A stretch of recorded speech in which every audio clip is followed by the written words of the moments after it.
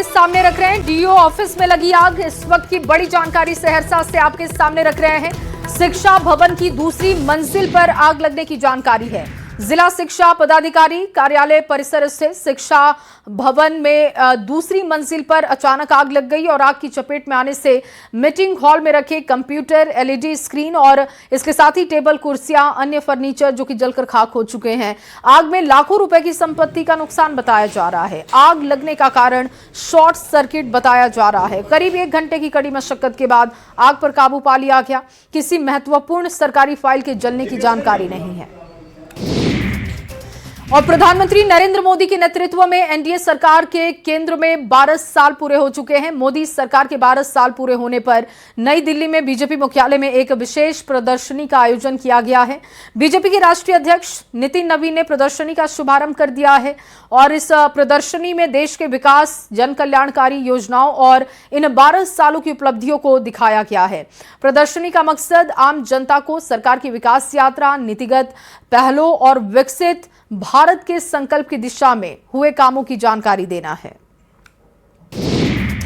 तो मोदी सरकार के 12 साल पूरे होने पर गृह मंत्री अमित शाह ने एक्स पर पोस्ट किया। उन्होंने लिखा कि माननीय श्री नरेंद्र मोदी जी ने आज के दिन तीसरी बार लगातार प्रधानमंत्री मोदी ने शपथ ली थी प्रधानमंत्री पद की और मोदी जी के नेतृत्व में इन 12 सालों में देश ने पहली बार गरीब कल्याण और इसके साथ ही अभूतपूर्व विकास को समानांतर रूप से चरितार्थ होते हुए देखा है। मोदी जी ने अपने अथक परिश्रम से इन 12 सालों में एक भी दिन अवकाश लिए बिना देश और देशवासियों की सेवा की है।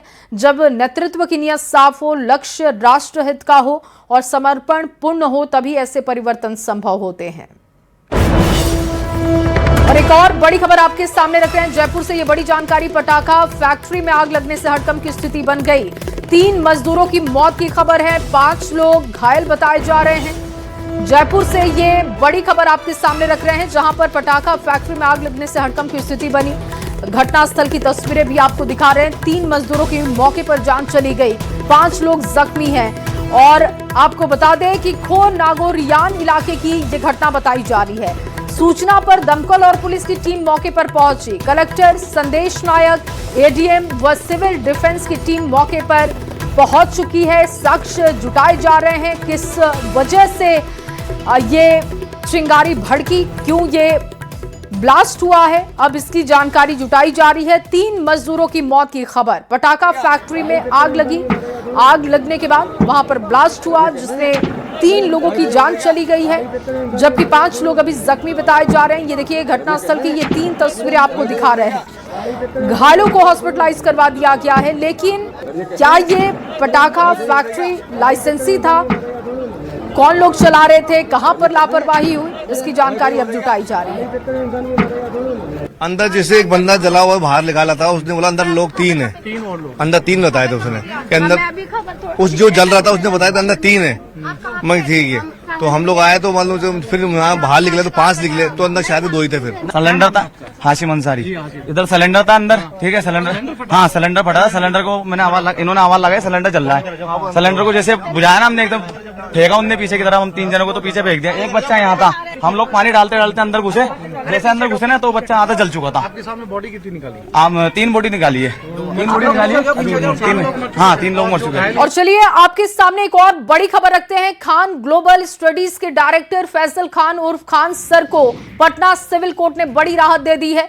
जिला जज की अदालत में आज सुनवाई के दौरान उनकी गिरफ्तारी पर कोर्ट ने अगले आदेश तक रोक लगा दी है और कोर्ट ने आदेश में कहा कि अगले आदेश या सुनवाई तक संबंधित याचिकाकर्ता के खिलाफ कठोर या दबावपूर्ण कार्रवाई ना की जाए। इसके अलावा एक और खबर है कि फैसल खान एफआईआर रद्द करने के लिए हाईकोर्ट का रुख कर सकते हैं। हाईकोर्ट में एफआईआर रद्द करने की याचिका दाखिल की जा सकती है। खान सर के खिलाफ आर्म्स एक्ट और अन्य आरोपों में एफआईआर में नाम जोड़ा गया था। जज के द्वारा दे दिया गया है और डायरी और एंटीसीडेंट की मांग की। अगला डेट कब का रखा गया है? अभी डेट फिक्स नहीं हुआ है, बाद में पता लगेगा। ये तो नो कोरोसिव से तो राहत मिल गई। अरेस्टिंग, इसको इसका मतलब होता है arresting stay. The police can not arrest the person. तो अब वो खुल के बाहर भी आ सकते? एकदम आएंगे ही आएंगे। बेल पे क्या बातचीत हुई है, तो क्या बेल ही पर बहस हुआ, इसलिए इंटरिम मिला है उनको। Interim protection bail, anticipatory bail में ही इंटरिम प्रोटेक्शन मिला है। अरेस्टिंग स्टे हो गई है अब वो जहाँ चाहे फ्री हैं, घूम सकते हैं, आ सकते उनके हैं। जो 2 लोग और थे जेल में थे, हाँ, उनके लिए डायरी कॉल की गई है, एंटीसीडेंट कॉल किया गया है बाय द लर्नेड मजिस्ट्रेट। और राबड़ी देवी के आवास 10 सर्कुलर रोड के बाहर अभी भी आरजेडी के कार्यकर्ता डटे हुए हैं। राबड़ी देवी की सुरक्षा में लगे पुलिस के जवान आवास से दूर ही सुरक्षा पर तैनात दिखाई दे रहे हैं। दूसरी ओर जानकारी मिल रही है कि 10 सर्कुलर रोड आवास से राबड़ी देवी ने सारा सामान गोला रोड स्थित गौशाला में शिफ्ट करवा दिया है और जल्द ही 10 सर्कुलर रोड आवास भी वो खाली करने जा रही हैं।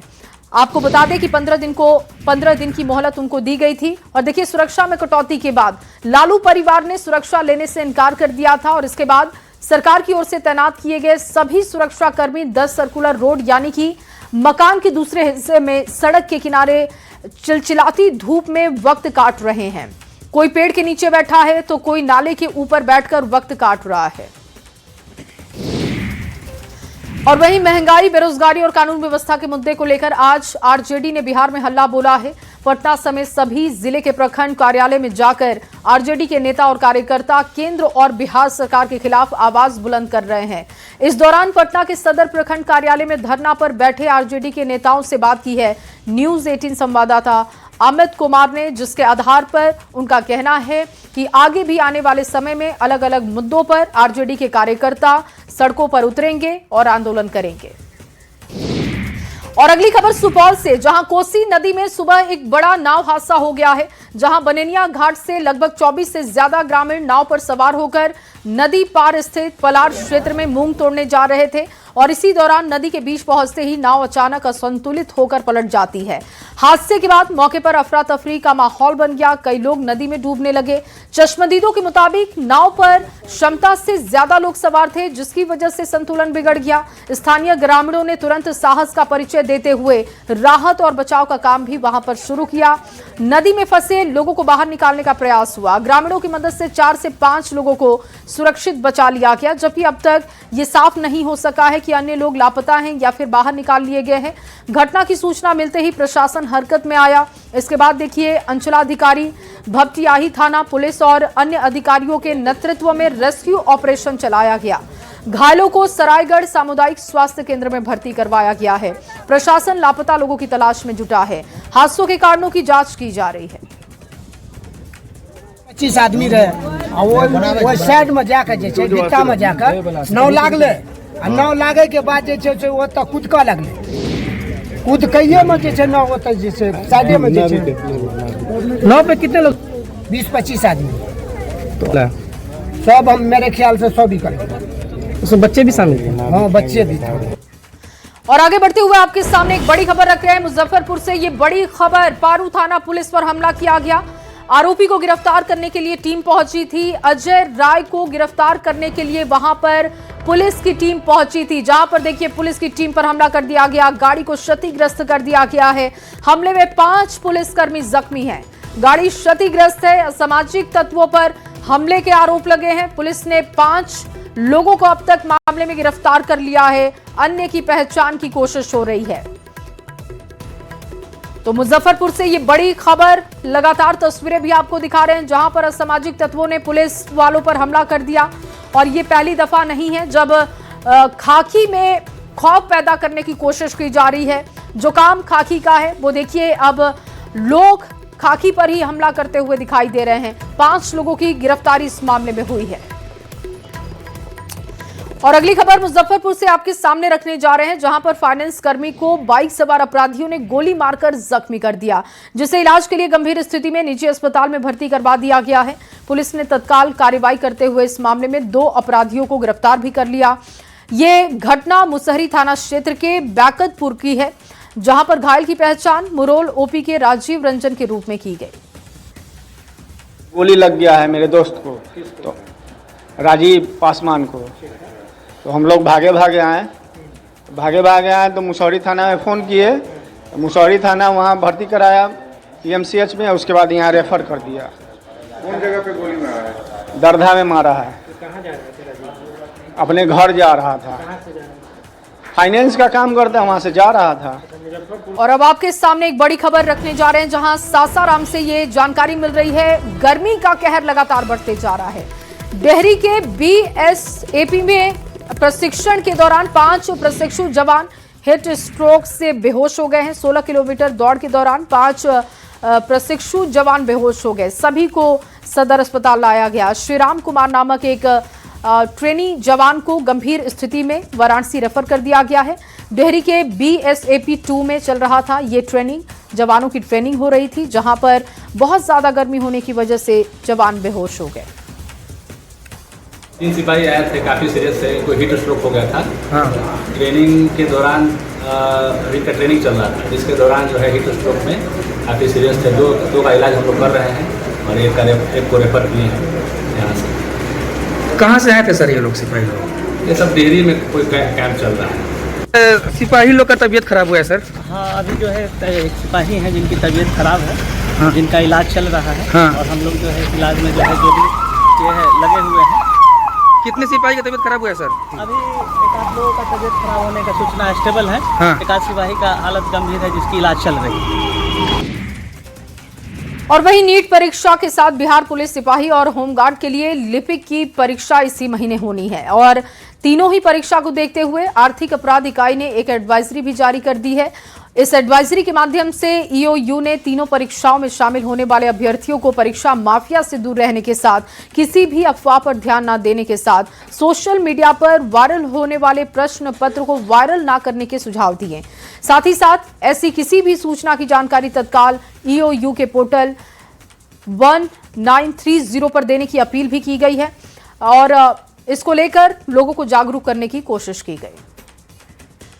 इकाई ने परीक्षा को लेकर के एडवाइजरी जारी किया है और ये एडवाइजरी जो है वो नीट पेपर जो है परीक्षा को लेकर के है और उसके साथ साथ सिपाही भर्ती परीक्षा जो होनी है उसको लेकर के है और उसके साथ बिहार पुलिस अवर सेवा आयोग की तरफ से जो होमगार्ड में लिपिक की परीक्षा होनी है इन तीनों परीक्षाओं को लेकर के है। और बताते चले कि बिहार पुलिस अवर सेवा आयोग की तरफ से जो बिहार होमगार्ड जो है सर्विस उसमें अधिनायक लिपिक की जो परीक्षा है वो 10/6/2026 और 12/6/2026 को आयोजित किया जाना है।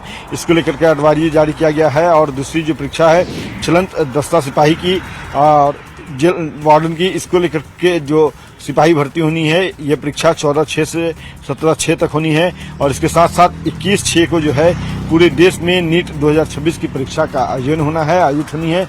तो इन तीनों परीक्षाओं को लेकर के आर्थिक अपराध इकाई ने जो है एडवाइजरी जारी किया है और इस एडवाइजरी में साफ तौर पर लिखा है कि अगर किसी परीक्षा से संबंधित प्रश्न पत्र उत्तर पत्र उपलब्ध कराने जैसी किसी भी व्यक्ति परीक्षार्थी को फर्जी कॉल या सोशल मीडिया ईमेल या ऐसे मैसेज आए और पैसे की मांग की जाए तो सतर्क रहें। और दूसरी तरफ जो है ये भी कहा गया कि इस परीक्षा में संबंधित अफवाहजनक भ्रम फैलाने वाले जो मैसेज हैं अगर वो प्राप्त होते हैं तो कृपया इसे जो है दूसरे लोगों को जो है वो ग्रुप में न डालें, न फैलाएं। और साथ ही साथ बताते चलें कि इसके साथ साथ ये भी लिखा गया है कि किसी सोशल मीडिया पर कोई प्रश्न पत्र उत्तर पत्र वायरल करने की बात प्रकाश में आती है तो तुरंत पोस्ट करने वाले के बारे में जो है वो सोशल मीडिया से संबंधित जो UR है उसकी सूचना जो है वो आर्थिक अपराध इकाई को दें और इस पे आर्थिक अपराध इकाई काम करेगी। इसके साथ साथ परीक्षा में गड़बड़ी फैलाए जाने का प्रयोग अगर कोई करता है, प्रयास कोई करता है तो संबंधित किसी भी तरह की पूर्व सूचना पत्र होने की पर आर्थिक अपराध इकाई जो है बिहार पटना कार्यालय के जो है मोबाइल व्हाट्सएप नंबर जो है 9031822967 और ईमेल आईडी जो है वो digEOU/BHI@government को तुरंत दें। और फर्जी कॉल और साइबर ठगी से संबंधित सूचना NCRP पोर्टल के हेल्पलाइन नंबर 1930 पर भी दिया जा सकता है। तो इस तरह से जो है एडवाइजरी जारी किया गया है और छात्री जो हैं उनसे साफ ये अनुरोध किया गया है कि आप किसी भी तरह के जो है वो आप फर्जी कॉल या फिर किसी तरह के अफवाह में ना पड़ें। कोई अगर आपको परीक्षा पास कराने का प्रलोभन देता है तो उससे सतर्क रहें और इसकी सूचना आर्थिक अपराध इकाई को समय रहते दें ताकि ऐसे तत्वों पर एक्शन किया जाए और कार्रवाई की जाए। कैमरा पर्सन संत के साथ अमित कुमार, न्यूज़ 18 पटना। और वहीं भारत नेपाल सीमा के रक्सौल में एसएसबी ने बड़ी कार्रवाई की है। कस्टम चौक के पास स्विट्जरलैंड की महिला और म्यांमार के एक युवक को भारतीय सीमा में नेपाल के रास्ते अवैध रूप से घुसपैठ करते हुए पुलिस ने गिरफ्तार कर लिया। एसएसबी को जानकारी मिली थी कि स्विट्जरलैंड के रहने वाली जुनीला बेक श्रेष्ठा और म्यांमार का रहने वाला शख्स अवैध रूप से भारतीय सीमा में घुसपैठ कर रहा था। जब पुलिस ने दोनों की तलाशी ली तो उनके पास से भारत में रहने का कोई वैध कागजात नहीं मिला है। पुलिस ने इन दोनों को ही गिरफ्तार कर लिया है। लगातार इनसे जानकारी जुटाने की कोशिश की जा रही है कि इन दोनों युवकों की भारतीय सीमा में दाखिल होने की मंशा आखिर क्या थी। आपको बता दें कि एक युवक और एक महिला के घुसपैठ करने की कोशिश की बात सामने आई है। आखिर ये क्यों भारतीय सीमा में दाखिल हो रहे थे, नेपाल के रास्ते घुसपैठ करने के पीछे इनकी मंशा क्या थी, इसकी जानकारी अब टीम जुटा रही है। और गोपालगंज में एक बार फिर से कुख्यात अपराधी मनिंदर मिश्रा के नाम से रंगदारी मांगने का मामला सामने आया है। भोरे थाना क्षेत्र के खजुराहा मोड़ स्थित एक निजी अस्पताल में संचालक डॉक्टर संदीप कुमार गुप्ता से 12 लाख रुपए की रंगदारी मांगी गई। आरोप है कि रकम नहीं देने पर 48 घंटे के भीतर पूरे परिवार की हत्या की धमकी दी गई। पीड़ित डॉक्टर ने भोरे थाने में शिकायत दर्ज करवा दी है और सुरक्षा की मांग की है। मामले की गंभीरता को देखते हुए एसपी विनय तिवारी ने डॉक्टर की सुरक्षा में 2 बॉडीगार्ड लगा दिए हैं। पुलिस कॉल डिटेल और तकनीकी साक्ष्यों के आधार पर अब जांच कर रही है। फरार अपराधी पर गोपालगंज पुलिस ने 1 लाख रुपए का इनाम भी रखा है। जिंदा या मुर्दा पकड़ने वालों को इनाम की राशि मिलेगी। और बड़ी खबर आपके सामने गोपालगंज से रख रहे हैं, जहां पर किशोरी को अगवा कर 2 युवकों ने गैंगरेप की घटना को अंजाम दिया। विरोध करने पर किशोरी के साथ मारपीट करते हुए उसे बेहोशी हालत में फेंक दिया गया। घटना ये विजयपुर थाना क्षेत्र की बताई जा रही है। पुलिस ने इस मामले में एफआईआर दर्ज कर ली है। आरोपियों की तलाश में छापेमारी तेज है। पीड़ित किशोरी का सदर अस्पताल में इलाज और मेडिकल जांच करा लिया गया है। आरोप है कि कल शाम घर से बाजार के लिए किशोरी निकली थी और तभी 2 युवकों ने उसे अगवा करके घटना को अंजाम दिया। और थाना क्षेत्र में दुष्कर्म की दूसरी वारदात सामने आने के बाद से हड़कंप की स्थिति बनी हुई है। मूक बधिर महिला ट्रांसजेंडर के साथ रेप की घटना हुई थी। पुलिस ने आरोपी विनोद राम को गिरफ्तार इस मामले में किया था। खबर पर जो जानकारी आ रही है कि लगातार जो अपराध की घटनाएं बढ़ रही हैं, उससे पुलिस की कार्यशैली पर भी सवाल है। हालांकि पुलिस ने भरोसा दिया है कि इस मामले में जल्द से जल्द गिरफ्तारी होगी। नाबालिग युवती के साथ जो है गैंगरेप की घटना हुई है और एक मूक बधिर लड़की है, उसके साथ जो है रेप की घटना सामने अभी आई है। अभी तक पुलिस ने जो है कार्रवाई के नाम पर किसी की गिरफ्तारी जो अभी उस गैंगरेप वाले मामले में नहीं किया है। सबसे पहली मांग हमारी ये है कि पुलिस जितना जल्दी हो सके उन अपराधियों को गिरफ्तार करे। गोपालगंज के विजयपुर थाना क्षेत्र में शर्मसार कर देने वाली घटना सामने आई है।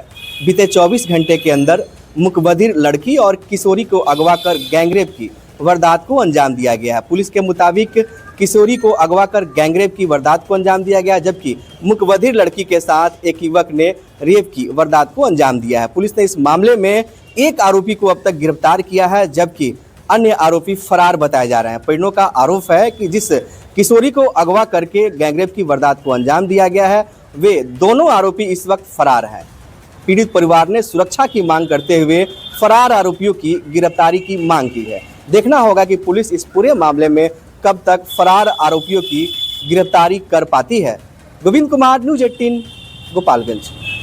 और वहीं सीतामढ़ी के रीगा थाना क्षेत्र में दर्दनाक हादसा हो गया है। देर रात एक विशाल पीपल का पेड़ जो कि फुसनुमा घर पर गिरता है और इसके गिरने की वजह से परिवार के 5 लोगों की मौत हो जाती है, जबकि एक शख्स जो गंभीर रूप से घायल है।